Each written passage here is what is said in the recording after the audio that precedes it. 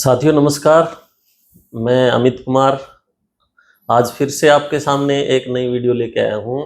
आज की जो वीडियो है वो रहने वाली है हमारे डीएनएम कंपनी के CMD sir mister Rajesh Punia ji की।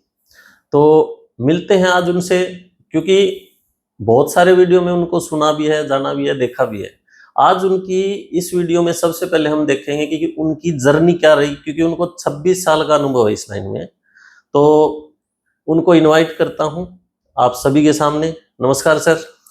नमस्कार अमित जी। नमस्कार जी सर, आपका 26 साल का अनुभव है, तो और बाकी बातें तो आप बाद में करते हैं। पहले इस 26 साल के दौरान आपने क्या क्या जिया है, डायरेक्ट सेलिंग को कैसे कैसे आपकी क्या जर्नी रही, तो व्यूअर्स के लिए आप थोड़ा सा वो अपनी जर्नी बताएं सर पहले।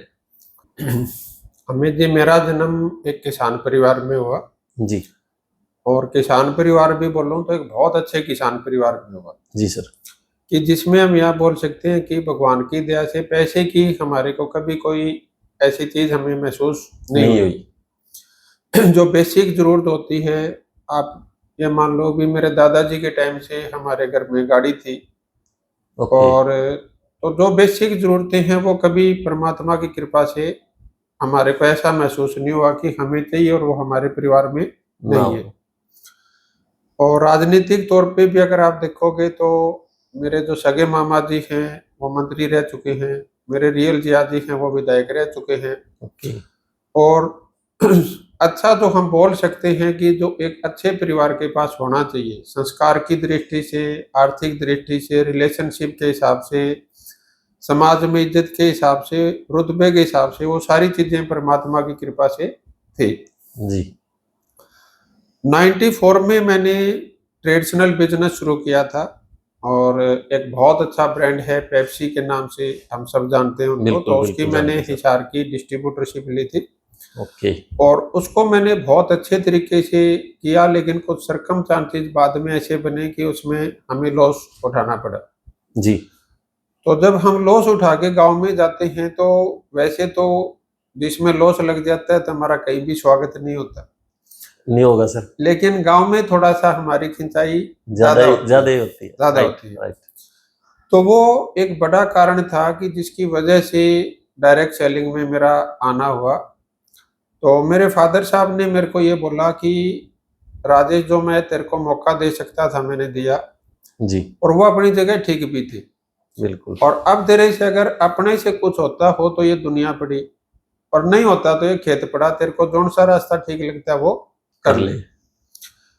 और मेरे को खेती से भी कोई बहुत ज्यादा परहेज नहीं था, क्योंकि किसान परिवार से हमेशा से रहे हैं तो कोई इशू नहीं था खेत में जाने में भी। लेकिन एक बड़ा इशू ये था कि वो जो सारी उम्र एक असफलता का दाग था, या वो जो ताने थे या जो नजरें थी जो उस नजर से देख पा रही थी, शायद मैं उनको सहन करने की स्थिति में नहीं था। मतलब उनका जवाब नहीं दे पाते जी। तो उस समय मेरे पास तकरीबन 80,000 रुपए मेरे पास, आप उसको सेविंग मान लो, मेरे पास थी जी। तो मैं उसके लेके सोचता रहता था भी इस 80,000 रुपए में मैं क्या कर सकता हूँ, कहाँ इसको निवेश करूं। इसको भाई निवेश करके तो मैं कुछ ऐसा कर नहीं पाऊंगा, तो करना तो पड़ेगा कोई ना कोई मेरे को बिजनेस ही। तो जो बाकी जो दुनिया थी वो देख रही थी मेरे को मेरे परिवार की बैकग्राउंड के हिसाब से जी। और मैं मेरे जीवन को देख रहा था 80,000 रुपए के हिसाब से। तो करते करते मेरे गांव में 2 लड़के, हालांकि मेरे को किसी ने अप्रोच नहीं किया डायरेक्ट सेलिंग के लिए, वो आपस में बातचीत कर रहे थे जी कि ऐसे अगर आप 5-7 हजार रुपए लगाओ और 1 साल मेहनत करो तो आप 40-50 हजार रुपया महीना कमाना शुरू कर सकते हैं। मतलब कोई और आपस में बातचीत डिस्कस कर रहे हैं और आपने सुन लिया। मैं सिर्फ सुन रहा था, उन्होंने मेरे को अप्रोच नहीं किया। तो मेरे दिमाग में वो चीज चली गई यार ऐसा, ये मैं आपको बता रहा हूँ सन 2000 की बात, ठीक है। तो उस समय 40-50 हजार रुपया कमाना मतलब बहुत अच्छी हैंडसम थी इनकम थी। तो उसके हिसाब से मैंने उसको तकरीबन, वो लड़का फिर मेरे को 1 सप्ताह बाद मिला जो वो बता रहा था उसको। तो मैंने उनको कहा तो उस दिन बाद बता रहा था वो मेरे को बता, ठीक है। तो आप विश्वास नहीं करोगे भी उसने मेरे को बताने से मना कर दिया, क्योंकि वो देख रहा था मेरे को मेरे बैकग्राउंड के हिसाब से। अच्छा। और मैं बिजनेस देख रहा था मेरे 80,000 रुपए के हिसाब 80 से। के हिसाब से। तो जबरदस्ती आप ये मान के चलो कि मैं उसके साथ मीटिंग में गया। उस मीटिंग में देखे मेरे को कुछ चीजें, मैं ऐसा तो नहीं कहूंगा अभी सब कुछ समझ आ गया, कुछ चीजें आ गई। लेकिन एक उम्मीद मिली कि 80,000 रुपए से भी आप कुछ कर सकते हैं, आप ये मान के चलो आप। जी। क्योंकि उसका स्टार्टअप था, वो 5-7 हजार रुपए से डायरेक्ट सेलिंग में अपना हो जाता है। तो वहां से मैंने स्टार्टअप किया इसको जी। और वहां से फिर डायरेक्ट सेलिंग की जर्नी शुरू हुई। और उसमें कहीं ना कहीं अपने भाई आप प्लस भी होते हैं, माइनस भी होते हैं। बिल्कुल। लेकिन शुरू के 3 साल में मैं आपको ये कहूंगा भी, मतलब मैंने कमाया कुछ नहीं जी। इवन जो मेरे 80,000 रुपए थे वो भी चले गए। और आप ये मान के चलो तकरीबन 2.5 लाख रुपए मेरे सिर कर्ज भी हो गया। लग चुके थे। तो सर जैसे आपको वहां लॉस भी लग गया, आपने 3 साल भी दे दिए, तो फिर भी आपने डायरेक्ट सेलिंग को ही क्यों चुना? आप कोई और काम की तरफ क्यों नहीं मूव हो गए? इसमें अमित जी अगर मैं मेरी पर्सनली सिर्फ देखूं तो मेरे पास बहुत ऑप्शन थे जी। डायरेक्ट सेलिंग के अलावा अगर मैं पुश्तैनी अपनी जमीन को संभालता तो भी मेरी लाइफ बहुत अच्छी जा सकती थी। जी। इवन मेरा परिवार चाहता भी नहीं था कि मैं डायरेक्ट सेलिंग इंडस्ट्री में कोई लंबा समय देऊं क्या। लेकिन 2 ऐसी चीजें थी सर जिन्होंने मेरे मन पे बहुत गहराई से प्रभाव डाला। जी। भाई पहली चीज तो ये भी, मेरे पास तो बैक है, लेकिन बहुत सी दुनिया ऐसी भी है जिनके पास बैक नहीं है। नहीं। तो उनके लिए भी एक अपॉर्चुनिटी है। और दूसरी चीज क्या है कि अगर मेरे पास बैक है तो मैं सिर्फ उसी पे आश्रित क्यों रहूं जिसके पास बैक है, वो भी तो और ज्यादा ग्रोथ इसमें कर सकता है। बिल्कुल। क्योंकि जिस समय मैंने डायरेक्ट सेलिंग शुरू किया था तो उस समय हमारे भारत की कंपनियां डायरेक्ट सेलिंग में इतनी नहीं थी। मैंने जिस कंपनी में शुरुआत की थी वो बाहर से थी, यूएस से थी। ठीक है। तो लेकिन उसमें जो यहाँ पे हमारे मीटिंग सेमिनार करने आते थे वो इंडियन थे, जो आज से मतलब उस समय के अनुसार मैं बता रहा हूँ, जो 1980-90 में जाके यूएस में काम करना शुरू कर दिया था। ओके। तो वो आके अपना जो लाइफस्टाइल बताते थे, जो उनका हमने पर्सनल लाइफ देखी, जो ड्रीम लाइफ देखी, तो वो अगर मैं उस लाइफ से मेरी लाइफ को कंपेयर करता शायद मैं वहां तक नहीं पहुंच पाता जी। तो उसमें 2 जो पहले बड़े कारण थे जिसकी वजह से मेरा, पहली चीज क्या है कि वैसी लाइफ शायद पॉसिबल नहीं थी। और दूसरी लाइफ भी एक आम आदमी के लिए भी इसमें एक बहुत बड़ी अपॉर्चुनिटी है कि अपने साथ साथ हम और हजारों लाखों परिवारों का इसमें भला कर सकते हैं। जी।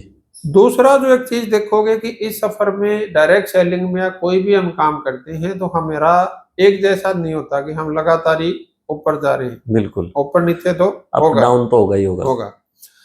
तो मेरे जीवन में भी 2 बार ऐसे आया डायरेक्ट सेलिंग में कि यार या तो मैं इस काम के लिए नहीं हूँ और या ये काम मेरे लिए नहीं है, या शायद भगवान ने इस काम में मेरे लिए वैसी चीज नहीं रख रखी जैसे मैं चाहता हूँ। जी। तो अब वो जब हम उस काम को छोड़ेंगे या डायरेक्ट सेलिंग से अलग हटते हैं तो कोई ना कोई काम तो करेंगे, करना पड़ेगा जी। ऐसा तो नहीं भी करेंगे नहीं, काम तो करना पड़ेगा। तो 2 ऐसे बड़े कारण सामने आए। पहला कारण क्या था कि अगर मैं इस काम को छोड़ के दूसरा काम करता हूँ तो मेरे को ये तो देखना ही है कॉमन सेंस के हिसाब से कि वो काम इससे आसान है या मुश्किल है जी। तो मेरे सामने जो भी अदर ऑप्शन आ रहे थे वो कहीं ना कहीं इस काम से मुश्किल ही नजर आ रहे थे जी। सेकंड पार्ट क्या है कि मेरे को इन्वेस्टमेंट भी चाहिए। तो इन्वेस्टमेंट तो मेरे पास पहले भी कम थी और लॉस भी हो बाद गया। में लॉस भी लग गया। तो कोई भी काम अगर मैं फैमिली से भी सपोर्ट ले तो भी उसमें एक अच्छी इन्वेस्टमेंट चाहिए थी, जबकि ये बहुत कम इन्वेस्टमेंट वाला मेरे पास रास्ता था। यानी कि जो दूसरा काम था वो इससे मुश्किल भी था, उसमें इन्वेस्टमेंट भी ज्यादा थी। और तीसरा चीज क्या है कि हमारे को कहीं ना कहीं नॉलेज और स्किल भी चाहिए। बिल्कुल।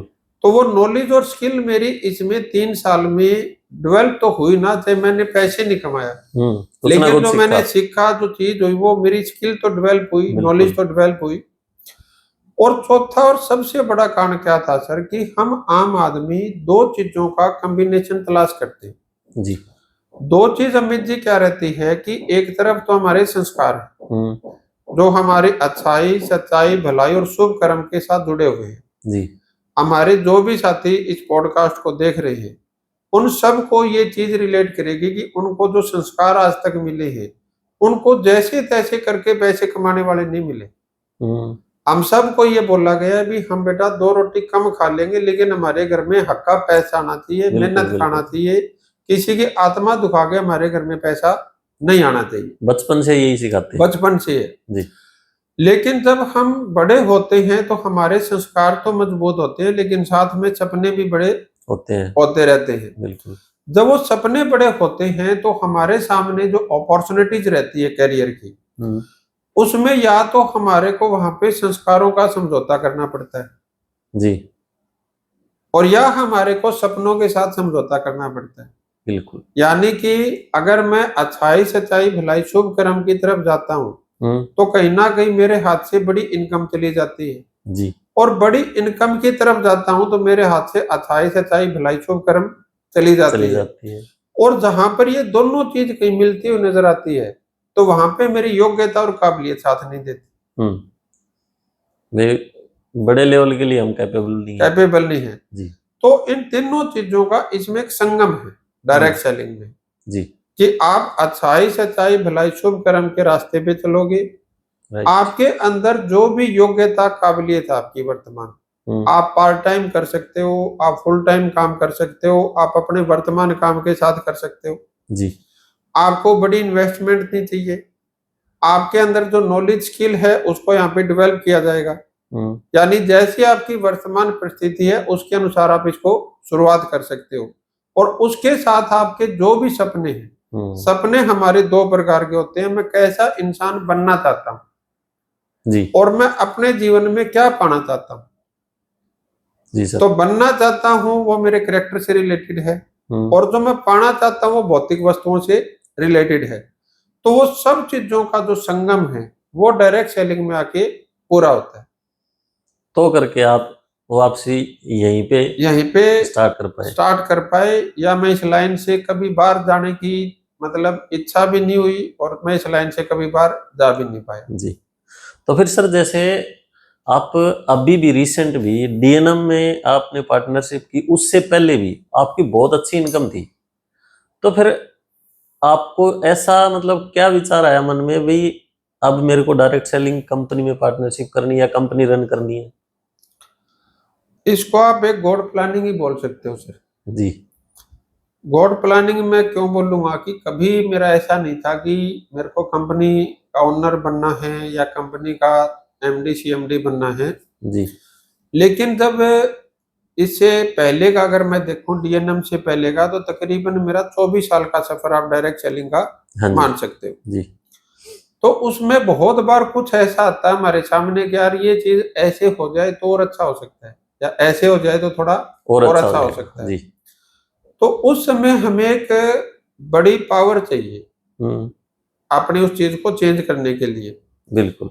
तो उस स्थिति में क्या होता है कि कई बार सामने वाला व्यक्ति समझना नहीं चाहता और कई बार वो समझना चाहता है लेकिन वो परिस्थितियों से, पुरानी परिस्थितियों में इतना मतलब हो चुका होता है कि वो चाहते हुए भी उसमें बदलाव लाने की स्थिति में नहीं रह पाता। बिल्कुल बिल्कुल।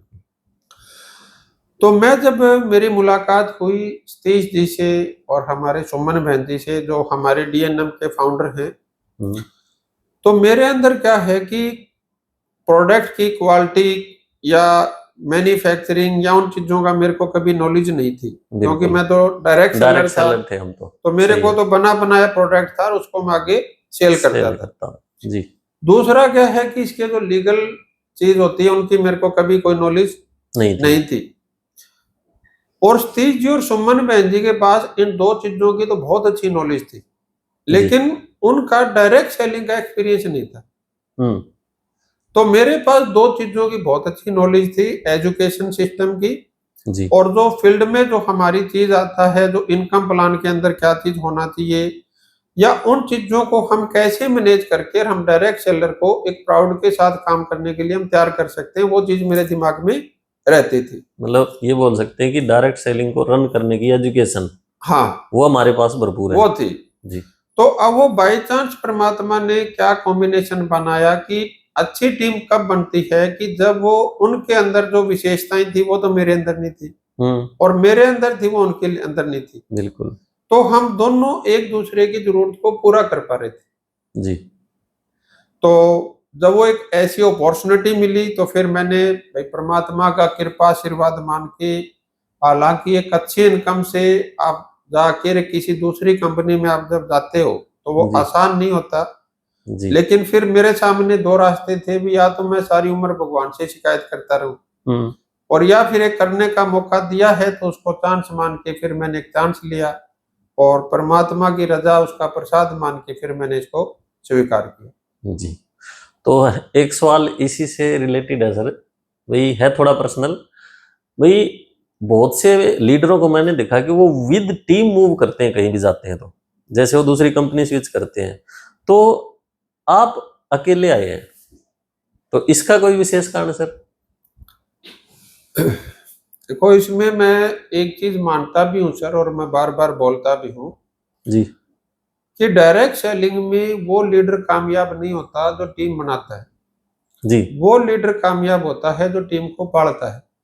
ओके। तो मैं जहां जिस कंपनी में पहले काम कर रहा था जी। तो अब उस टीम को वहां मैंने बनाया था और हर डायरेक्ट सेलर की मेहनत लगती है एक अच्छी इनकम पे जाने के लिए। तो अब मेरे जीवन का जो प्रभाव था वो मैं मेरे तक तो रिस्क ले सकता हूँ कि मेरी इनकम को मैं एक बार दाव पे लगा कर मैं मेरे जीवन को एक बार रिस्क ले सकता हूँ। लेकिन जिस डायरेक्ट सेलर ने अपनी मेहनत की है वहां पे, अब उसको या उसकी टीम को मैं डिस्टर्ब करूं जी, तो ये इंसानियत के नाते भी ठीक नहीं है और एक अच्छे डायरेक्ट सेलर के हिसाब से भी ठीक नहीं है। मतलब जो जहां है आप वहीं पे अपने बिजनेस को कंटिन्यू करो। आपने रिस्क को चुन लिया, आप ये मान सकते हो। ठीक है। तो अभी चलो आप डीएनएम में हैं, काफी समय से हैं, तो लोग डीएनएम क्यों करें? देखो वैसे तो डायरेक्ट सेलिंग में आज हम ये मान सकते हैं कि काफी कंपनीज हैं जो अच्छे स्तर पे अच्छे लेवल पे काम 470 के आसपास है सर कर रही है जी। तो मैं मानता हूं सर कि डायरेक्ट सेलिंग इंडस्ट्री में कामयाब होने के लिए हमें 5 चीजों का संगम चाहिए जी। पहली चीज क्या है कि जो भी हम कंपनी का चुनाव करें तो वो कंपनी लीगल और एथिकल होनी चाहिए जी। अगर वो लीगल नहीं है तो भी लंबे समय तक नहीं चलेगी, एथिकल नहीं है तो भी लंबे समय तक नहीं चलेगी और उसके जो फाइनेंशियल डिसीजन है वो सही दिशा में होने चाहिए जी। तो उसका मैं एक चीज बोल सकता हूं कि पीपल बिफोर प्रॉफिट, कि आपके प्रॉफिट से पहले आपके दिमाग में लोग होने चाहिए। ओके। अगर आपके फाइनेंशियल डिसीजन वो है तो मेरे को लगता है कि आप लंबे समय तक टिक पाओगे। अदरवाइज क्या होगा कि अगर हम दिखावे उसमें ज्यादा जा रहे हैं तो फिर मेरे को लगता है कि कहीं ना कहीं वो इश्यू हमारे सामने क्रिएट हो सकते हैं।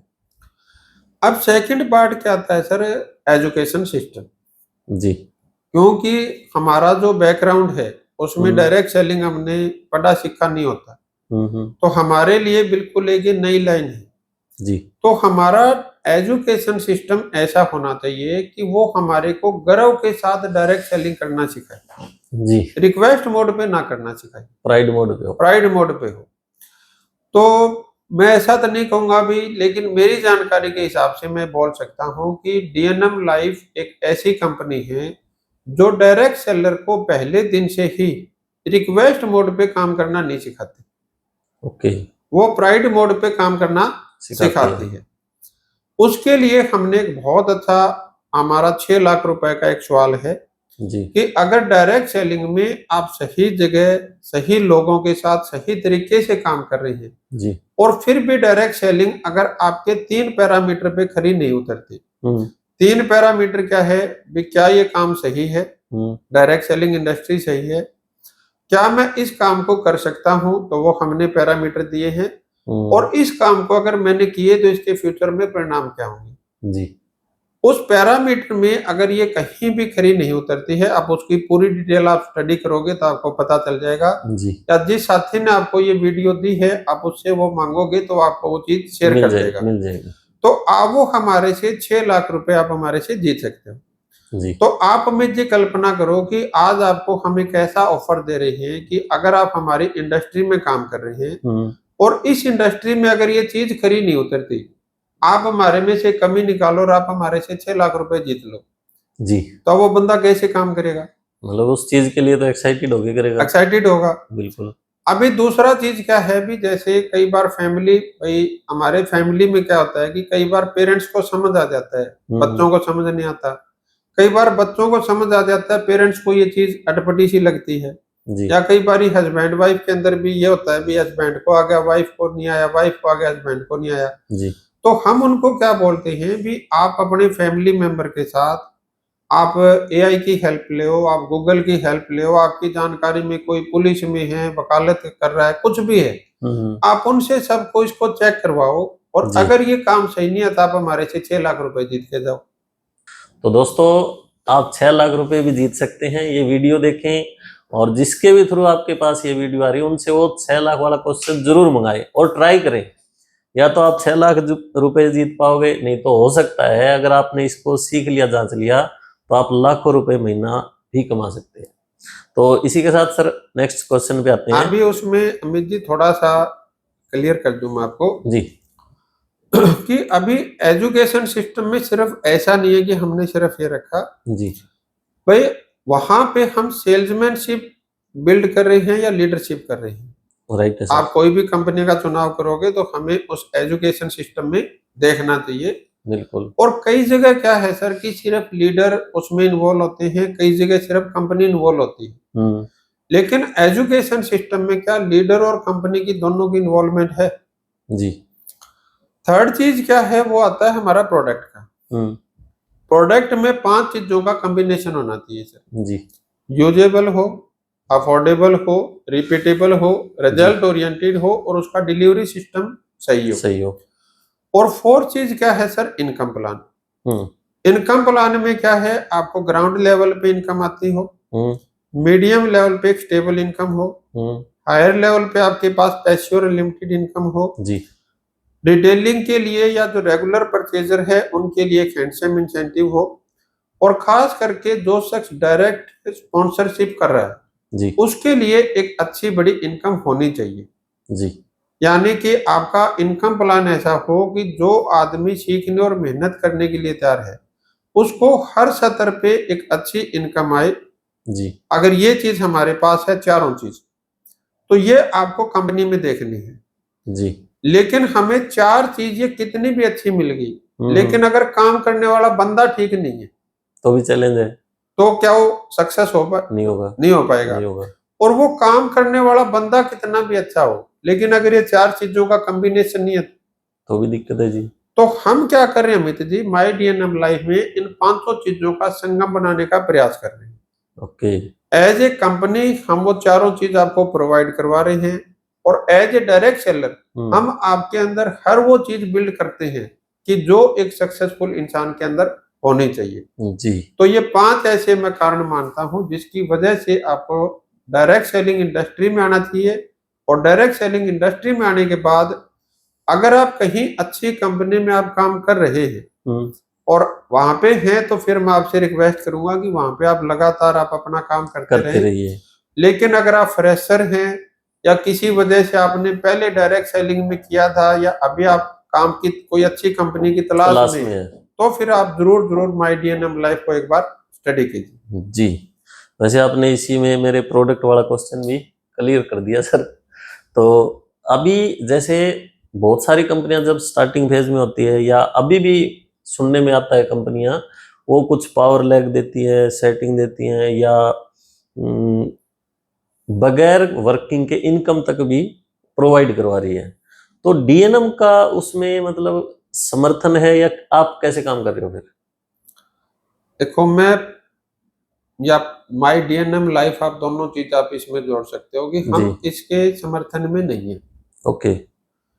अब वो समर्थन में क्यों नहीं है अमित जी कि हम सामने वाला जो भी शख्स हमारे पास आता है, जी देखो मार्केट में जो चीज चलेगी उसकी हमारे पास डिमांड तो आएगी आएगी आएगी तो उसके लिए कुछ पॉइंट्स मैंने बनाए हुए हैं जी और वो पॉइंट्स मैं आपके साथ भी शेयर करना चाहूंगा। जी जरूर।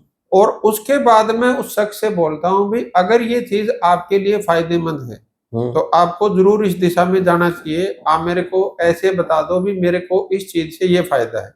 जी मैं आपको 10 से ज्यादा ऐसे कारण बता दूंगा भी ये आपके लिए ठीक क्यों नहीं है। ओके तो अगर आप परमिशन दे तो पॉइंट शेयर करूं मैं। बिल्कुल सर बताइए, तो वो एक बार तभी मेरे को साथियों को कुछ थोड़ी सी फायदा होगा नोट्स सर। की हेल्प लेनी पड़ेगी मेरे को। बिल्कुल सर। देखो पहली चीज क्या है भी कोई भी बंदा ये ऑफर क्यों करता है। या तो आपको कोई कंपनी ऑफर करेगी, हाँ जी, या कोई लीडर होगा, या कोई लीडर होगा जो आपको ऑफर करेगा जी। तो उसको कोई ना कोई फायदा तो लग रहा होगा, बिल्कुल, तभी वो आपको ऑफर कर रहा है जी। तो इसका मेरी जानकारी क्या बोलती है और अगर इसके अलावा किसी के पास जानकारी हो तो वो मेरे पास कमेंट्स बॉक्स में डाल सकता है या डायरेक्ट हमारे को इन्फॉर्म कर सकता है जी। कि ऐसी कंपनी या लीडर को लगता है कि मेरे को मार्केट से तैयार लीडर मिल जाएगा जी, जो मेरे को एक बड़े स्तर पे ले जाएगा। जी सर। इसीलिए तो वो इसको ऑफर करता है, हाँ। अदरवाइज तो क्यों करेगा। जी। लेकिन उसको ये चीज समझ नहीं आती कि अगर उस बंदे में इतनी कैपेसिटी होती, इतनी कैपेबिलिटी होती कि वो आपकी कंपनी को या आप जो लीडर हो आपको वो बड़े स्तर पे ले जाएगा तो फिर अनएथिकल कंपनी में अनएथिकल लोगों के साथ काम क्यों करेगा। जी, पहली चीज क्लियर होगी। क्लियर। यानी कि जो आपके साथ फिर जो शख्स आएगा वो भी कैसा आएगा, वैसा ही आएगा, वैसा ही आएगा और सारे के सारे वैसे ही इकट्ठे हो जाएंगे, वैसे ही इकट्ठे होते रहेंगे। क्लियर हो गया जी। तो पहली चीज है जी। अब जो दूसरी चीज है, जो ये ले रहा है उसको भी कुछ ना कुछ फायदा नजर आ रहा होगा। बिल्कुल आएगा, तभी तो वो कर रहा है। हाँ। नहीं तो क्यों जाएगा वहां पे, नहीं जाएगा। तो लेने वाले को क्या लगता है कि मेरे को आधा काम करके पूरा पैसा आ जाएगा यानी 2 गुना पैसा आ जाएगा।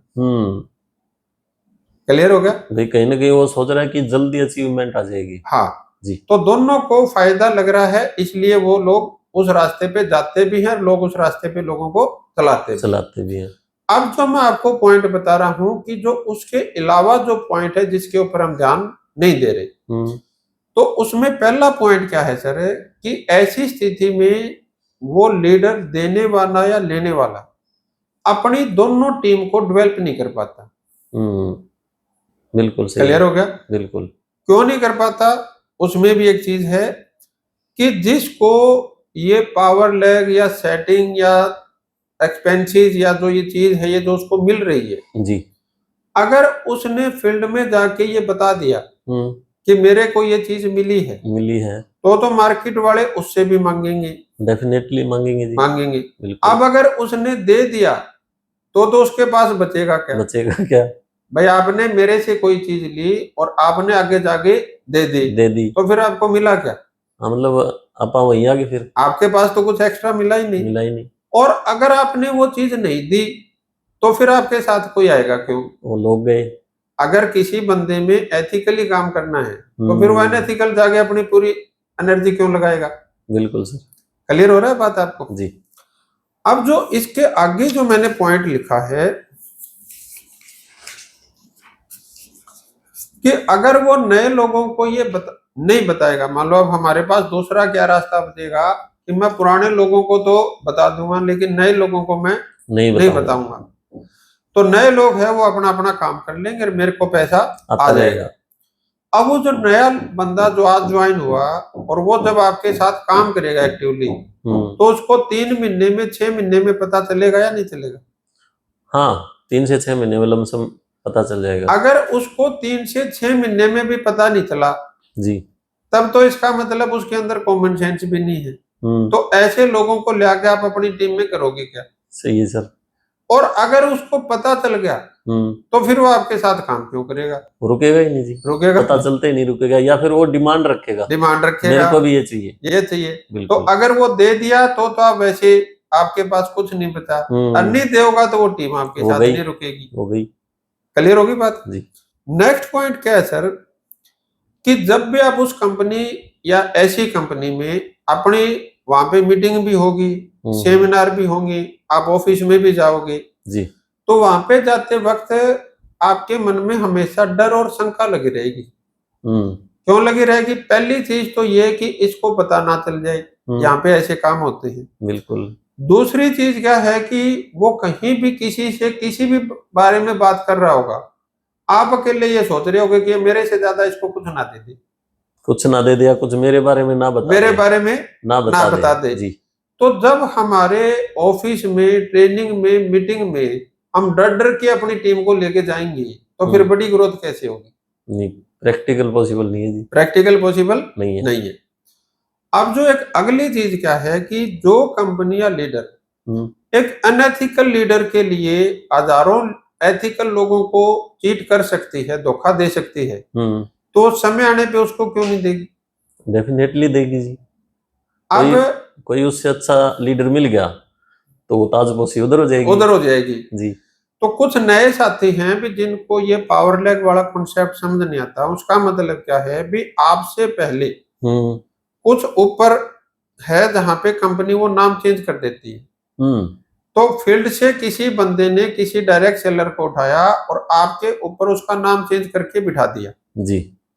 तो पहली चीज तो ये देखो भी क्या आपकी कॉन्शियस अलाउड करती है कि मैं ये बर्दाश्त कर लूंगा?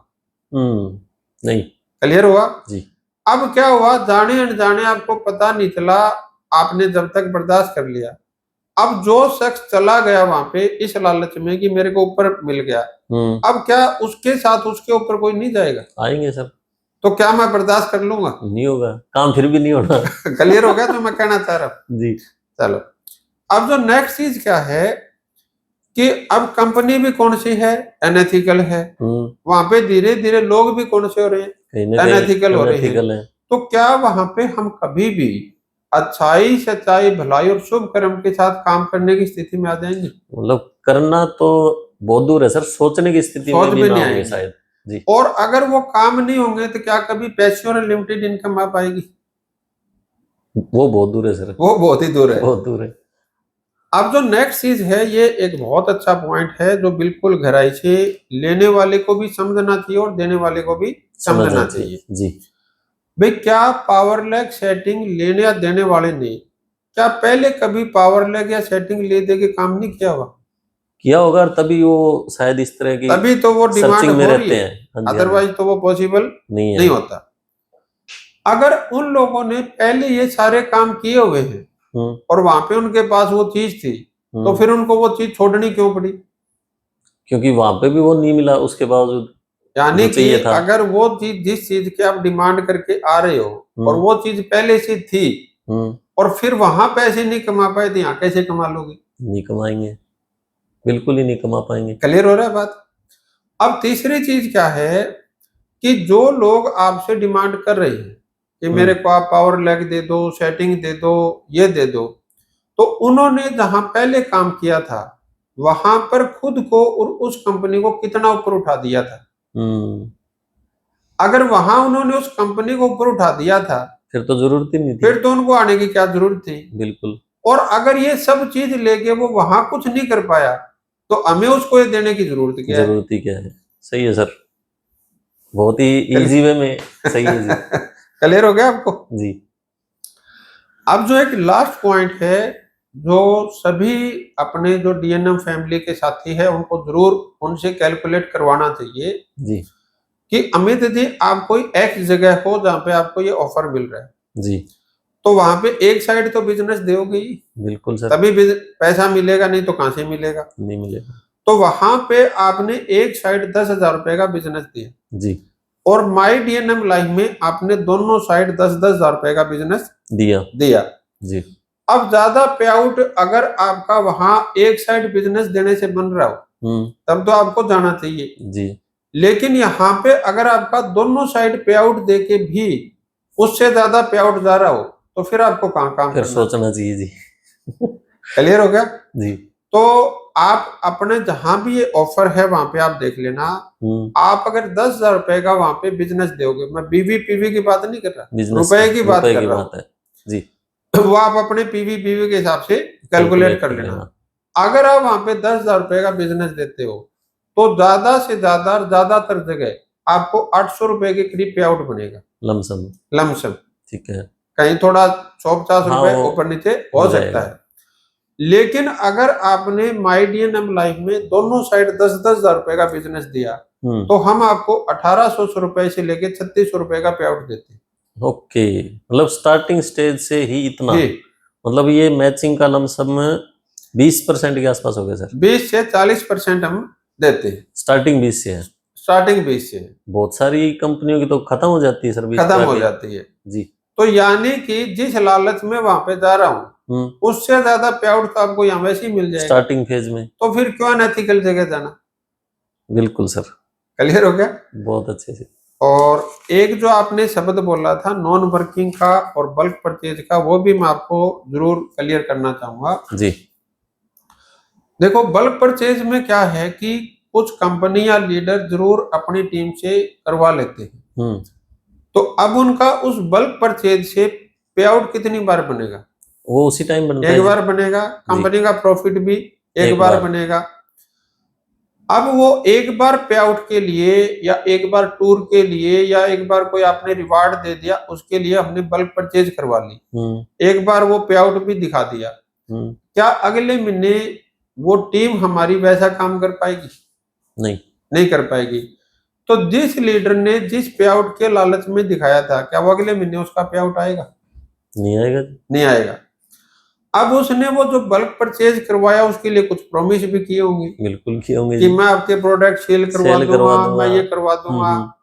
तो अगर उसने करवाए तो वो लीडर से सेल्समैन बन जाएगा, और अगर नहीं करवाए तो उसकी टीम खत्म हो जाएगी। वो तो नहीं है सर, बहुत से ऐसे मेरे सर्कल में भी साथी देखे हैं, टूर के एवज में उनको मतलब 1 लाख 1.5 लाख 2.5 लाख तक का परचेज करवा देते। यहाँ तक चीज क्लियर होगी जी। अब अगर मेरे को टूर के लिए ही 2.5 लाख रुपए का सामान उठाना है, तो वो टूर तो मेरे को 20, 30, 50 हजार में वैसे घूम के वैसे मिल जाएगा जी।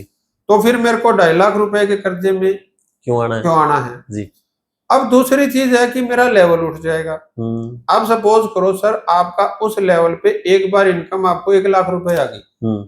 अब सारी उम्र या जब तक आप मीटिंग में जाओगे, आप अपनी इनकम क्या बताओगे? 1 लाख रुपया। जबकि वो 1 लाख रुपए आए कितनी बार थी? एक ही बार।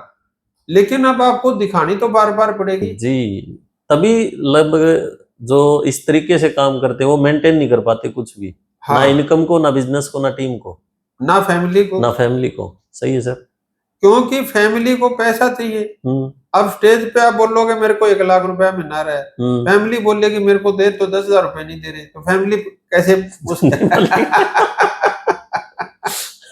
बिल्कुल। अब आप कुछ भी चीज कहोगे तो आपकी टीम क्या कहेगी? सर आपको तो 1 लाख रुपया मिलना आता है, आप बाइक पे घूम रहे हो जी। अब अगर उसने टीम के प्रेशर में गाड़ी ले ली तो उसकी EMI पूरी नहीं होगी जी। और नहीं ली तो टीम वैसे नहीं जीने देगी जी। आप इनकम तो 1 लाख रुपए बता रहे हो, घूम रहे हो बाइक पे, घूम रहे हो उसके ऊपर जी। क्लियर हो रहा है जो चीज मैं कहनी चाह रहा हूँ जी। तो अल्टीमेटली उस बल्क परचेज से हमारे को हो सकता है एक बार कोई चीज का बेनिफिट मिल जाए, अल्टीमेटली वो चीज हमारे हित में नहीं होती जी। और नॉन वर्किंग इनकम तो क्या चीज है सर कि प्रैक्टिकल पॉसिबल कहीं नहीं।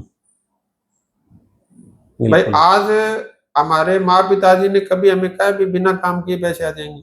सुना ही नहीं जी। हमारे टीचर्स ने, हमारे रिश्तेदार ने, हमारे ससुराल वाला ने, पति ने, पत्नी ने, कभी किसी ने ये बोला हो बिना काम किए पैसे आ जाएंगे? पर ये डायरेक्ट सेलिंग में काफी बार सुनने को आता है सर। तो इसीलिए जो ये चीज है कि जो चीज कहीं भी पॉसिबल नहीं है तो यहाँ कैसे हो सकती है जी। तो इसमें मेरे पिताजी की एक बात मेरे को अमित जी हमेशा याद आती है। वो एक बात बोलते थे जी, भाई अगर राजेश जीवन में कोई भी तेरे को नाजायज लालच दे रहा है तो वो तेरे को देने के लिए नहीं दे रहा, लेने के लिए दे रहा। जो तेरे पास है उसको लेने के लिए दे रहा है जी। तो जब पृथ्वी पे कहीं भी कोई भी आपको नॉन वर्किंग इनकम नहीं दे रहा और कोई बंदा कह रहा है भी तेरे नॉन वर्किंग इनकम आ जाएगी, तो पहली बात तो फिर उसको आपसे बात करने की जरूरत ही क्या है? तो खुद की कर ले भाई। मेरे को अगर ये रास्ता पता है भी बिना काम किए पैसे आ जाएंगे तो खुद ही कमा, तो फिर मैं आपके पास काम करने क्यों आ रहा हूँ? सही बात है सर। बिल्कुल सही। तो इन चीजों को थोड़ा सा आप कॉमन सेंस लगाओ। और मैंने आपको अभी 11 पॉइंट नोट करवाए जी। आप उन 11 पॉइंट के ऊपर आप आत्ममंथन करो जी।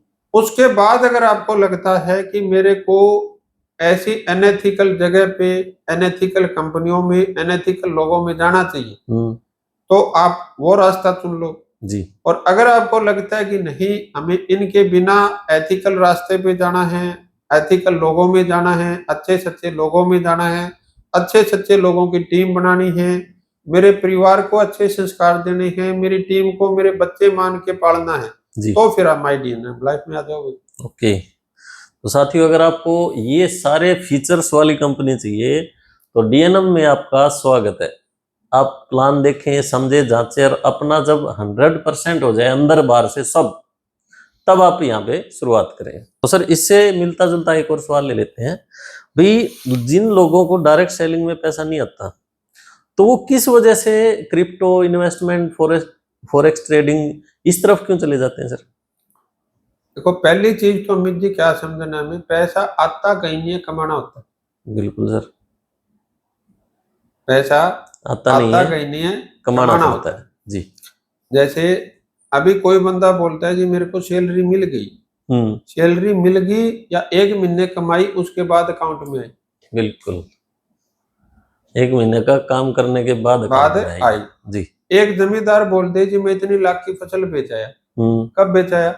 जब वो प्रोसेस पूरा किया, जब उसने पीछे 5 महीने, 4 महीने, 6 महीने कठोर मेहनत की, तब वो फसल बेच के आया जी। अब दुकानदार बोलता है जी मैंने प्रॉफिट कमा लिया, कब कमा लिया? वो चीजें बेच के, जब उसने वो काम किया। यानी कि हर जगह हम पैसा कमाते हैं, आने की कई उम्मीद रखे जाते हैं, नहीं ऑटोमेटिक कोई व्यवस्था नहीं है, ऑटोमेटिक कोई व्यवस्था नहीं है। तो पहली चीज क्या है सर, डायरेक्ट सेलिंग भी एक बिजनेस है जी। यहाँ पर पैसा आता नहीं है, पैसा कमाना होता है जी, जो पहली चीज है जी सर। अब कमाने का एक सिंपल सा फार्मूला है कि अगर आप कोई भी बिजनेस करोगे, मैं एक डायरेक्ट सेलिंग की बात नहीं करता, आप कोई भी बिजनेस करोगे, आप खेती करोगे, आप डॉक्टर इंजीनियर बनोगे या कुछ भी बनोगे जी, तो आपकी टर्नर ओवर के हिसाब से आपके पास पैसा आता है। बिल्कुल सर। अभी आप किसान परिवार से हो, हाँ जी, मैं भी किसान परिवार से हूँ जी। अब आड़तिया या सरकार हमारे अकाउंट में हमारी फसल के अनुसार ही तो पैसा ट्रांसफर करेगी। बिल्कुल सर। या किसान होने से कर देगी? नहीं नहीं नहीं, वो फसल उस तक पहुंचाएंगे तब करेगी जी। अभी ऐसे ही कोई डॉक्टर है, उसने अपना हॉस्पिटल खोल लिया, इस वजह से आमदनी थोड़ी आएगी? नहीं। उसके हॉस्पिटल में कितने मरीज आए, कितने ऑपरेशन हुए, कितना उनका टर्नओवर क्रिएट हुआ, उसकी वजह से ही तो हॉस्पिटल प्रॉफिट में आएगा। बिल्कुल सही है जी। अब किसी के वकील बनने से पैसे थोड़ी बने, उसने केस कितने सोल्व किए, तो ऐसे ही सेम डायरेक्ट सेलिंग में है कि अगर आपका यहाँ पे एक बार टर्नओवर हुआ, एक बार बिक्री हुई तो आपको एक बार पैसा आएगा जी, बार बार हुई तो बार बार आएगा, कम हुई तो कम आएगा, ज्यादा हुई तो ज्यादा आएगा। क्लियर होगी बात? अब इसमें जो बंदा बोलता है कि मैं पैसे नहीं आए मेरे को, तो उसको पहली चीज अपना आत्ममंथन क्या करना है कि मेरे को आए नहीं या मैंने कमाए नहीं। राइट, क्लियर हो गया? बिल्कुल। अब दूसरी चीज है कि अगर मैं यहाँ पे कमा नहीं रहा और मैं इस लालच में क्रिप्टो करेंसी में या इन चीजों में मनी सर्कुलेशन में जा रहा हूँ कि वहां पे पैसे आ जाएंगे, तो उसके लिए मैंने कुछ पॉइंट्स बनाए हुए हैं, वो मैं एक बार थोड़ा सा ले लेता हूँ और मैं आपके साथ शेयर करूंगा जी। उसमें पहली चीज क्या है सर कि हमें लीगली इसको देखना है कि ये काम लीगली सही है या नहीं है। तो पहली चीज क्या है सर, सन 1978 से ही भारत सरकार ने मनी सर्कुलेशन को गैर कानूनी घोषित किया। 1978 से ही। ओके।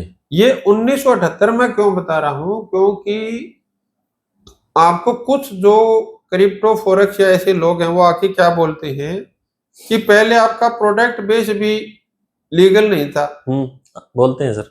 तो आपकी गाइडलाइन 2016 में आई, रूल्स 2021 में आए, तो हमारे भी आ जाएंगे। तो मैं क्या बोल रहा हूँ कि प्रोडक्ट बेस को गाइडलाइन से हमारी 2016 में आई, रूल से 2021 में आए जी, लेकिन इसको इलीगल तो कभी नहीं बोला गया। लेकिन मनी सर्कुलेशन को तो पहले दिन से ही 1978 से ही इलीगल बोल रखा है। ओके। अब वो दूसरी लाइन क्या बोल लेंगे आपको कि क्रिप्टो के ऊपर टैक्स लग गया जी। मतलब वो एक तरीके से दिखाना चाहेंगे भी ये गवर्नमेंट ने अप्रूव कर दिया जी। तो अब हमें इसमें दो चीज क्या समझनी है कि जैसे अभी भारत में लाइफ इंश्योरेंस लीगल है जी। हाँ, लेकिन डायरेक्ट सेलिंग में आप इसको सेल नहीं कर सकते। आप अगर गूगल पे जाओगे तो महाराष्ट्र गवर्नमेंट ने कुछ ऐसे प्रोडक्ट की लिस्ट बना रखी है कि जो आपकी डायरेक्ट सेलिंग में नहीं कर सकते। ओके। तो उसमें आपका क्रिप्टो, फॉरेक्स, आपका शेयर मार्केट, शिप, लाइफ इंश्योरेंस, प्रॉपर्टी, गोल्ड, इन चीजों को आप डायरेक्ट सेलिंग में सेल नहीं कर सकते। वो आप अपने गूगल पे जाके डाउनलोड आप कर सकते हो, महाराष्ट्र गवर्नमेंट में। क्लियर हो गया जी। अब जो हमारा भारत सरकार का जो 2021 के रूल्स हैं उनको जब आप डाउनलोड करके देखोगे तो उसमें एक चीज लिखी हुई है कि कोई भी ऐसी कंपनी जो डायरेक्ट सेलिंग इंडस्ट्री में काम कर रही है उसका भारत में रजिस्टर्ड ऑफिस होना चाहिए। जबकि क्रिप्टो ट्रेडिंग वाले क्या बोलते हैं कि हमारा ना तो कोई ऑफिस है और ना कोई मालिक है, फोन पे ही काम चलता है, फोन पे काम चलता है। तो जो भारत सरकार क्या बोल रही है भी अगर आपका रजिस्टर्ड ऑफिस नहीं है तो वो काम क्या है, गैर कानूनी है। क्लियर हो गया। फिर भी अगर आपका कोई है तो आप लीगल एग्रीमेंट हमें दिखा दो भाई। सही है सर। हम आपको 10 ऐसी चीजें बता रहे हैं भी ये लीगल नहीं है, तो आप एक तो ऐसी चीज बताओगे, कम से कम एक तो जी। क्लियर हुआ। अभी आप ये नोट करोगे कि वहां पे कभी भी शायद ही कोई फैमिली मीटिंग होती होगी, नहीं होती। क्रिप्टो फॉरेक्स की आप देखोगे पहली बात तो कोई मीटिंग सेमिनार होते ही नहीं, और अगर कहीं पे छुप छुपा के होते हैं तो वो कभी भी फैमिली के साथ नहीं मिलेंगे सर। क्योंकि वहां पे जो बंदे गैर कानूनी काम करेंगे, जिनकी पहले दिन से ही मंशा गैर कानूनी काम करने की है, क्या वो अपने परिवार को या अपने जानकारों को, परिवारों को वहां बुला पाएंगे? नहीं, पॉसिबल ही नहीं है सर, पॉसिबिलिटीज नहीं है। और अगर गलती से वहां पे दो चीज होगी, या तो पैसे कमाओगे और या पैसे नहीं कमाओगे। तो पैसे नहीं कमाओगे फिर तो सब कुछ होना ही होना है, जो मतलब जो आप नहीं सोचते जो होता ही है जी। गलती से पैसे कमा भी लिए तो आपको हफ्ते 10 दिन में जरूर आपको न्यूज की कटिंग मिल जाती है कि वो भाग गया या उसको पकड़ लिया या फ्रॉड हो गया, इतने का फ्रॉड हो गया। तो अगर आपको लगता है कि भी पैसे कमा के हमारे ऐसे नाम आ जाएंगे फिर भी हमारे फर्क नहीं पड़ता, तो भाई फिर तो देखो हम क्या कहेंगे। बिल्कुल सर। फिर तो लोग मर्डर भी करते हैं, बलात्कार भी करते हैं, चोरी भी करते हैं, डाके भी करते हैं, एटीएम भी उखाड़ के ले जाते हैं। बिल्कुल। तो वो यहाँ पे कुछ ले जाएंगे तो ले ही जाएंगे फिर जी। क्लियर हो गया जी सर। अब लीगली के बाद एक दूसरी चीज आती है सर कि इंटेलिजेंटली भी मेरी समझदारी, कॉमन सेंस क्या बोलते हैं जी। कॉमन सेंस से भी तो हमें कुछ काम लेना चाहिए। बिल्कुल। अब वो अपने को क्या बोलेंगे कि आपको आधा % 1% डेली रिटर्न दे देंगे जी। तो आधा % 1% का मतलब क्या होगा, आपको 15 रुपए से 30 रुपए सैकड़ा रिटर्न आ गया। अगर अपने व्यवहारिक भाषा में देखेंगे जी, आधा % डेली का मतलब 15 रुपया और 1% डेली का मतलब 30 रुपया। ये तो बहुत ज्यादा हो गया सर। ज्यादा हो गया ना, बहुत ही ज्यादा हो गया। तो अब अपने को क्या समझना है सर भाई, अगर इनके पास सचमुच इतना रिटर्न है कि जिसमें आपके 3 से 6 महीने में आपके पैसे डबल हो जाते हैं, मैं आपसे कॉमन सेंस की बात पूछूंगा, क्या सर आप ऐसे धंधे में मेरे को पार्टनर मिलाओगे? इस तरीके से तो फिर जरूरत क्या है जी, मैं मेरा ही मतलब अपना वो एम्पायर खड़ा कर दूंगा सर। एम्पायर खड़ा कर लूंगा जी। और अगर इनके पास इतनी चीज है तो अपने से 10-10 हजार रुपए इकट्ठे करने की क्या जरूरत है? 20-20 हजार इकट्ठे करने की क्या जरूरत है जी भाई? आज आप देखो शार्क टैंक चल रहा है, बिल्कुल चल रहा है, इन्वेस्टमेंट करने के लिए गवर्नमेंट आपको बार बार कह रही है भी आप हमारे से पैसे लो, अपना स्टार्टअप करो जी। और ये अंबानी तो आपको मतलब कहीं मांगने की जरूरत ही नहीं है सर जी। आपको कितने खरब रुपए चाहिए वो एकदम से नहीं दे देंगे, वो तो 1 महीने में करके अपना फारिग चलो। और वैसे तो ऐसे लोगों को मतलब गवर्नमेंट से टाई अप करना चाहिए देश की उन्नति के लिए। तो ये चीज हमें क्या यूज करनी है, कॉमन सेंस यूज करनी है।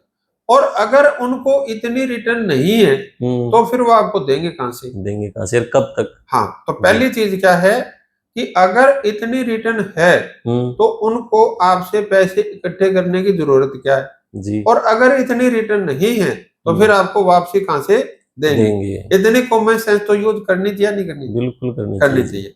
अब दूसरी चीज है भाई, अगर इनको 100% विश्वास है तो फिर ये अपना ही लगा ले। बिल्कुल। आप कोई भी आप इनसे मिलोगे तो क्या बोलेंगे, आपको अपने ज्यादा नहीं लगाने, लगवाने हैं। टीम बनाओ, टीम से लगवाओ जी। तो अपने क्यों नहीं लगाने भाई? अगर इतना लीगल है तो हम खुद से सारा हम खुद कर लेंगे जी। क्लियर हो गया बात? अब एक चीज इसमें और बताई जाती है कि ज्यादातर लोग भी, आपका बिटकॉइन हमारा कभी 1 रुपए का होता था और आज देखो कितने लाख रुपए का हो गया। बताते हैं सर, बताते हैं। तो इसमें अमित जी हमें क्या समझना है कि आप गूगल पे जाओ या उन साथियों से कहो कि आप टॉप 100 कोइन उनको उठाओ और उनमें से एक भी ऐसा कोइन बताओ जो ऐसे स्कैम्स के थ्रू लॉन्च हुआ हो। सही है, क्लियर हुआ जी। या 100 वो स्कैम्स उठाओ जो ये कोइन लॉन्च करते हैं और उनमें से एक भी कोइन ऐसा बता दो जो आज तक है। सही है, तो 2 में से एक चीज तो सच होगी, एक तो मिलेगी जी। तो इसका मतलब क्या है? मतलब ये स्कैम है, अलग ही है ये चीज, अलग है बिल्कुल। तो आप अगर YouTube पे सर्च करोगे या गूगल पे जाओगे कि मेरे को सॉफ्टवेयर बनवाना है क्रिप्टो का, तो आप अभी भी सर्च करोगे, वीडियो चलते चलते आपको 50,000 से 1 लाख के आपको दर्जनों ऐसी ऐड मिल जाएंगी कि हम आपको क्रिप्टो का सॉफ्टवेयर 50,000 से 1 लाख में बना के देते हैं। अच्छा, सही है सर। क्लियर हुआ? क्लियर है जी। अब अगर आप इतनी भी कॉमन सेंस यूज नहीं करेंगे फिर तो देखो भाई मैं क्या कर सकता हूँ किसी का जी। अब अगली चीज क्या है सर, फिर भी लोग इसमें क्यों जाते हैं? सोचे समझे और जांच किए बिना हमारे अंदर एक लालसा होती है मित्र जी कि मेरे को तुरंत मिल जाए, मेरे को ज्यादा मिल जाए और उससे बड़ी लालसा क्या, बिना किए मिल जाए जी। तुरंत मिल जाए, ज्यादा मिल जाए और बिना किए मिल जाए जी। अब सही आदमी आपको इन तीनों बातों पे आनी पड़ेगा, कोई नहीं पड़ेगा जी। और ये पॉसिबल भी नहीं है, पॉसिबल भी नहीं है जी। लेकिन चाहत सबके अंदर, चाहत सबकी है सर। तो उसी चाहत का कहीं ना कहीं वो चीज वो उठाई जाती है। इसीलिए एक लाइन चली थी कि लालच है वो दिमाग को मतलब खा जाता है। क्लियर हो गया? तो तुरंत ज्यादा और बिना काम किए लंबे समय की चाहत में वो इन्वेस्टमेंट करते भी हैं और इन्वेस्टमेंट करवाते भी हैं। लेकिन ये मिले तो तभी का ना जब ये लंबा चलेंगे नहीं, चलते नहीं, लंबे चलेंगे नहीं जी। और जब आप इनको ये पूछ लोगे कि सर कुछ श्योरिटी है लंबा चलने की, तो फिर ये बोलते हैं जिन चीजों की गारंटी नहीं है आप अपने हिसाब से लेवल पे लगाओ। हाँ, यही है। क्लियर हुआ या नहीं हुआ जी? तो अगर आप इतनी कॉमन सेंस भी यूज नहीं करेंगे फिर तो देखो चैलेंज ही है जी। आप अभी उनका क्या करेंगे फिर? एक सर अगली चीज क्या है सर जो बहुत ज्यादा जरूर हमें समझने की है कि आप अपनी कॉमन सेंस लगाओ सर कि प्रोडक्ट बेस में ऐसा क्या करना पड़ता है जो मनी सर्कुलेशन में नहीं करना पड़ता। सब प्रोसेस सेम है सर, वहां पे भी लिस्ट बनानी पड़ेगी। यानी मनी सर्कुलेशन में करूंगा तो मेरे को भी लिस्ट बनानी है, कॉल करनी और है। जो प्रोडक्ट बेस करेगा उसको भी लिस्ट बनानी है। मनी सर्कुलेशन वाले को भी कॉल करनी है, प्रोडक्ट बेस वाले को भी कॉल करनी है। उसको भी प्लान दिखाना है, उसको भी प्लान दिखाना है, उसको भी फॉलोअप करना है, उसको भी फॉलोअप करना है। उसके भी सारे लोग हानि करेंगे, उसके भी सारे लोग हानि करेंगे।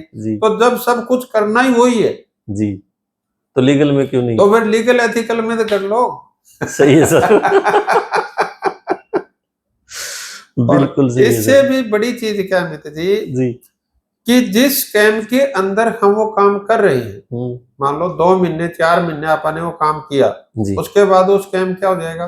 गायब हो जाएगा जी। तो फिर दोबारा से वही सेम काम करने पड़ेंगे। वो मन में एक वो रहता है भी अब पूरे करने हैं जी। और वो 2-4 जगह पूरे करने में चले गए फिर अपने को कोई घर नहीं बुलाता। हाँ, फिर वो कहीं जाने लायक रहते ही नहीं है जी।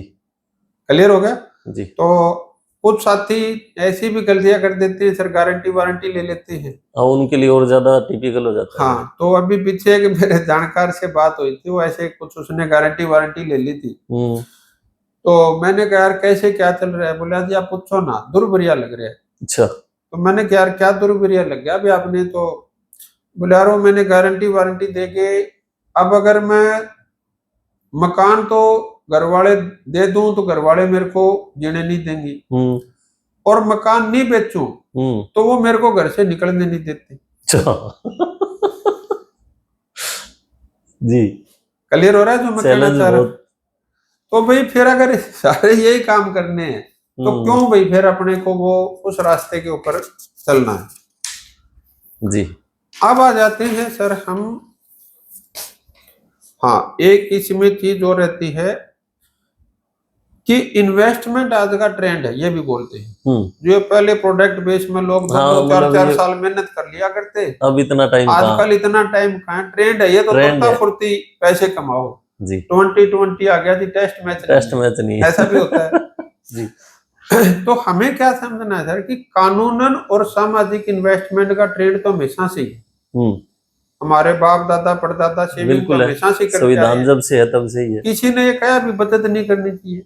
नहीं। किसी ने कहा इन्वेस्टमेंट नहीं करनी चाहिए? करनी चाहिए। तो ये तो आज का ट्रेंड क्या, ये तो सदियों से ही है। लेकिन समझना क्या है, गैर कानूनी और असामाजिक स्कैम, जो सामाजिक स्कैम्स है, उनका ट्रेंड ना तो पहले था ना आज है और ना आज है। कोई भी सभ्य इंसान मेरे को बता दो जो ये बोलता हो भी इलीगल उसमें इन्वेस्टमेंट का ट्रेंड कभी रहा हो? नहीं, इलीगल का नहीं है सर। क्लियर हुआ जी। और ये मैंने आपको पहले बोला, ये जब इन्वेस्टमेंट की थोड़ी सी सेफ्टी के बारे में पूछ लोगे हाँ तो वैसे बोल ही देते हैं जी। तो ये तो है कॉमन सेंस की बात जी। अभी हम सोशली देखते हैं भी सामाजिक तौर पे ये चीज हमारे लिए सही है नहीं। पहले मैंने क्या बोला? लीगली, फिर मैंने बोला इंटेलिजेंटली, अब मैं क्या बोल रहा हूँ? सोशली, सामाजिक। इन तीन वजह से ही तो आप काम करेंगे। बिल्कुल। तो सोशली में क्या है सर कि अपने जानकारों की जेब से जैसे तैसे पैसे निकलवाने में माहिर बनना पड़ता है जी। अब सच बोल के आप ये कहोगे जी ये इलीगल काम है और ये पता नहीं सिस्टम कब तक चलेगा, तो आपको कोई पैसे देगा? नहीं देगा। तो पैसे नहीं निकलवाओगे तो आपके पैसे कहाँ से आएंगे? वो पूरे नहीं होने, पैसे पूरे नहीं होने। तो इसका मतलब क्या है कि आपको क्या है, उनकी जेब से जैसे तैसे पैसे निकलवाने में माहिर बनना पड़ेगा। बिल्कुल। क्लियर हो गया जी। अब दूसरी चीज क्या है कि अगर आप प्रोडक्ट बेस में जा रहे हो तो फिर आपको अपनी टीम में पैसे कमाने में माहिर बनना होगा। जी। तो आपको क्या कॉमन सेंस यूज करनी है कि मेरे को पैसे निकलवाने में माहिर बनना है या मेरे को पैसे कमाने में माहिर बनना है? राइट है सर। तो वैसे ही समाज में आपकी फिर इज्जत रहेगी। बिल्कुल भाई फिर तो लोग कहेंगे जी वहां भी 10,000 लगवा दिए, वहां भी 50 लगवा दिए, अब तीसरी बार चाय कौन पिलाएगा? नहीं पिलाएगा जी। क्लियर हो गया? फोन ही नहीं उठाएंगे। फोन ही नहीं उठाएगा। मनी सर्कुलेशन में 99% लोगों का, उससे ज्यादा लोगों का क्या होता है? नुकसान ही होता है। प्रोडक्ट बेस में आपको कोई ये तो नहीं बोल सकता आपने पैसे लिए, आपने उनको प्रोडक्ट दिया, आगे काम करेंगे तो पैसे कमा लेंगे, नहीं कमाएंगे तो नुकसान कुछ भी नहीं है। वहां तो 100% नुकसान होने के चांसेस है जी। इन स्कैम्स में लोग कौन से इकट्ठे होंगे? आलसी किस्म के, लालची किस्म के, बेशरम किस्म के, अज्ञानी किस्म के। जी। कोई सभ्य इंसान जाएगा वहां पे? क्योंकि यहाँ पे एक्टिविटी उस टाइप के, तो लोग भी वैसे वैसे आएंगे जी। या जिनको जेल जाने से डर नहीं लगता, थाने कचहरी से डर नहीं लगता, हैबिचुअल हो चुके हैं या हैबिचुअल होने को तैयार है।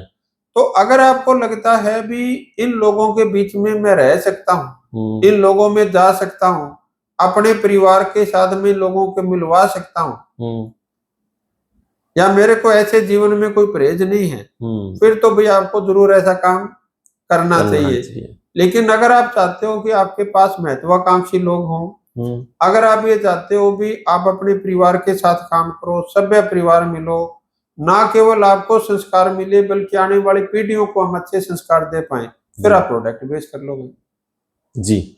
क्लियर हो गया? बहुत अच्छे से। और सबसे बड़ी चीज क्या है भी, अगर आप ऐसे लोगों में यानी जो आलसी, लालची, अज्ञानी, इस दुर्त प्रकार के जो लोग हैं, ऐसे लोग और ऐसे कामों में अपना समय, पैसा, एनर्जी लगाओगे तो आपका स्वास्थ्य कैसा रहेगा, वो तो बिल्कुल सही नहीं रहने वाला आपका सर। पारिवारिक जीवन कैसा रहेगा, उसमें भी उथल पुथल होनी आपका है, सामाजिक जीवन कैसा वो रहेगा, भी क्रैश होगा, आपका मानसिक स्तर क्या रहेगा, वो भी डैमेज होगा जी। तो फिर मेरे को समझ नहीं आ रहा वहां जाके करोगे क्या, करना क्या है क्लियर होगी बात। जी। और लास्ट में एक चीज है सर, जो नॉन वर्किंग के बारे में पहले भी मैंने बोली थी, यहाँ भी बोलूंगा, भाई अगर इनको बिना ही काम किए पैसे देने हैं फिर तो ये आपके पास क्यों आते हैं, खुद ही कर ले, खुद ही कर ली जी। और जब नॉन वर्किंग है ही नहीं तो फिर काम ही करना है तो फिर ढंगी जगह कर लो फिर।